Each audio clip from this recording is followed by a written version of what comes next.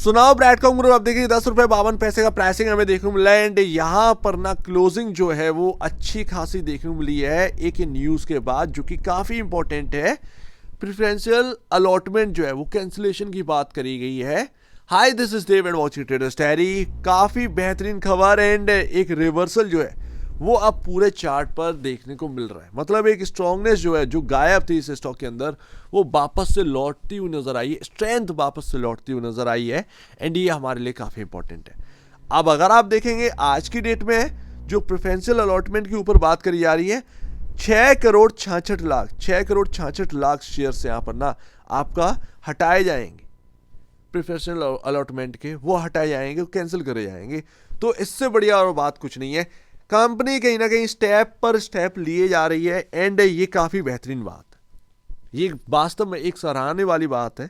Company अच्छे step ले रही है, ऐसे ही यहाँ पर ना कुछ स्टेप और ले एंड लास्ट में आकर निफ्टी 100 का ऑडिटर और लेकर आए तो बात बन जाए। काफ़ी मतलब मार्केट के अंदर अगर कंपनी का मैनेजमेंट कुछ इस तरीके से वर्क करता है, मार्केट को बहुत पसंद आता है, बहुत ज़्यादा। लेकिन आज की डेट में आप सोच रहे होंगे हमने वो क्लोजिंग नहीं दी जो एक्चुअल बेसिस पर हम जो सोच रहे थे।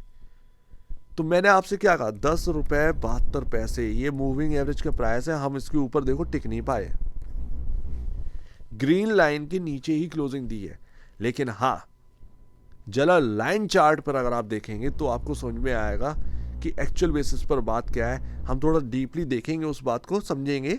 बट अभी क्या है कि हम जो है वो मूविंग एवरेज के नीचे क्लोज तो दिए, लेकिन हम 10 रुपए 23 पैसे के ऊपर ही हैं। ये भी थोड़ा सा समझने वाली बात, 10 रुपए 23 पैसे के हम ऊपर ही हैं। तो ये काफ़ी पॉजिटिव बात है।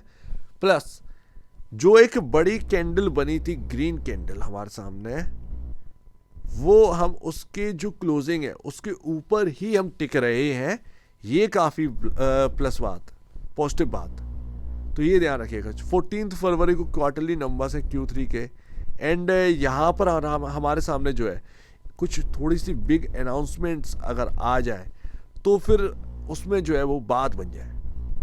अब उसमें सबसे बड़ा जो अनाउंसमेंट है वो थोड़ा सा अगर निकल कर आ जाए थोड़ा ऑडिटर के ऊपर, तो इससे बढ़िया और कुछ नहीं होगा। 2140 करोड़ का मार्केट कैप है। कंपनी के अंदर पोटेंशियल है यहाँ से 10 टाइम 20 टाइम होने का, बट वो पोटेंशियल निकालेगा कौन? मैनेजमेंट। आपके पास आंकड़े जो है वो सारी चीज़ें जो है वो आपके जो स्क्रीन है उस पर दिखाई दे रही हैं, चाहे वो आपके क्वार्टरली नंबर्स हो चाहे कुछ भी हो, A to Z सारी स्क्रीन पर दिखाई दे रही हैं। बस एक उसमें जो सपोर्ट चाहिए वो है मैनेजमेंट और ऑडिटर। इन दो लोग का सपोर्ट चाहिए। मैनेजमेंट अपनी तरफ से थोड़ी सी कोशिश कर रहा है, ऑडिटर का यहाँ पर साथ मिल जाए, ऑडिटर आ जाए तो और भी अच्छी बात है। 2.65 time price to book value पर ट्रेड कर रहा है। ये सबसे चीपर वैल्यू होती है किसी भी स्टॉक के लिए। 0.23 time price to book value पर ट्रेड कर रहा है। मेरे ख्याल से न्यू बायर जो है वो इस चीज़ को देख रहा होगा।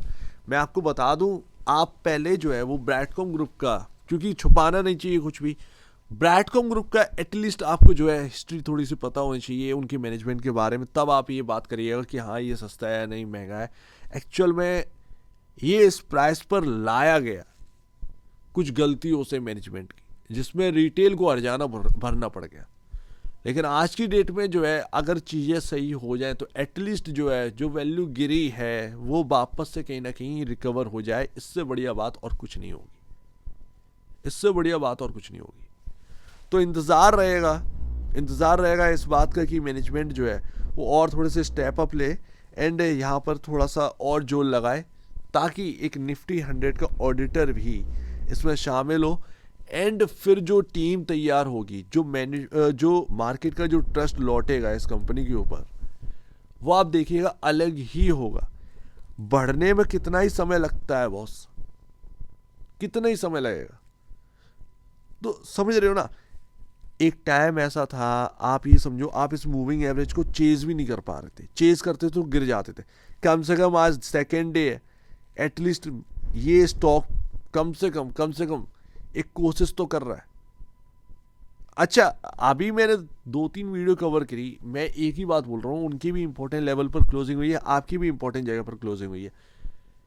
कैसे हम इस मूविंग एवरेज को क्रॉस कर सकते हैं? मेरे पास एक ही जवाब है। एक गैप अप अगर हो जाए, 10 रुपये 71 पैसे मूविंग एवरेज का प्राइस है, 10 रुपये 80 पैसे 10 रुपये 90 पैसे पर हमारा जो है एक गैप अप ओपनिंग हो जाए, राइट। उसके बाद एक प्रॉफिट बुकिंग आए जो कि 10 रुपये 40 पैसे 10 रुपये 50 पैसे तक भी अगर होगी चलेगा, एक इंटरडे में बता रहा हूं। लेकिन उसकी जो क्लोजिंग है वो कहां पर हो? वो हो 10 रुपये 80 पैसे प्लस। इससे क्या होगा? इससे ये होगा कि आपको जो है इजीली वो मूविंग एवरेज क्रॉस करने के लिए मिल जाएगा। तो ये बात है, इस तरीके से इंपॉर्टेंट लेवल निकलते हैं। उम्मीद है ऐसा हो, देखते हैं ये होता है या नहीं होता है। लेकिन अगर ऐसा हो गया एंड क्लोजिंग एक बार 10 रुपये 80 पैसे के ऊपर मिल गई, यानी कि हमने वो मूविंग एवरेज जो कि एक बहुत बड़ा दौर देख लिया, हमने क्रॉस नहीं किया मूविंग एवरेज, हम उसके ऊपर निकल जाएंगे। सो डायरेक्टली किधर की तरफ हमें जो है जाने का मौका मिलेगा? 12 रुपये 30 पैसे की तरफ। वहाँ पर आपका 200 डेमा और 100 डेमा है। अगर हम उसको भी क्रॉस कर रहे हैं, देन हम चेस करेंगे इस ट्रेंड लाइन को जो कि आ रही है 14 रुपये से, ठीक है ना। 14 रुपये 13 रुपये 80 पैसे के आसपास, क्योंकि डेली डे बाई डे वो ट्रेंड लाइन नीचे की तरफ आ रही है, तो प्राइस भी आपका उस हिसाब से चेंज भी होगा। तो वो हम क्रॉस कर जाएं, वो ट्रेंड लाइन अगर क्रॉस करेंगे तो यानी कि इस स्टॉक के अंदर ब्रेकआउट हो गया। समझ रहे हैं? सबसे बड़ा ब्रेकआउट शायद कहीं ना कहीं वो ट्रेंड लाइन को क्रॉस करने के बाद ही।